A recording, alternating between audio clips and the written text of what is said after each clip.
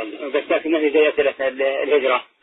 السؤال هذا بقول في هناك جماعات إسلامية من أهل فلسطين تمدهم الشيعة الروافض اللي معروفين. هل يحق لنا أن نأخذ منهم ونسب عليهم مثل حرب اليهود؟ أنا أعتقد أن الشيعة ليسوا فقط هم في هذا المجال، بل بلد الكفر كلها والضلال إنما يقدمون قرشا ليأخذوا أكثر من ذلك. يعني هم يتعاملون على المثل العامي: حق لي لحق الله، حق لي لحق الله.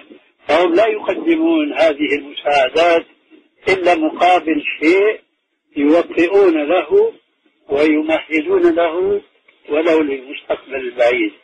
والمثل العامي السوري، ما أدري إذا كان عندكم هذا أيضا معروفا: أطعم التم تسهل عين.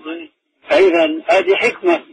لذلك نحن نقول لا نرضى لإخواننا الفلسطينيين ولا لأي أخ مسلم أن يقبل مالا من دولة كافرة أو حكومة ضالة، لأنها لا تدفع شيئا لوجه الله وإنما لنشر المذهب والضلال.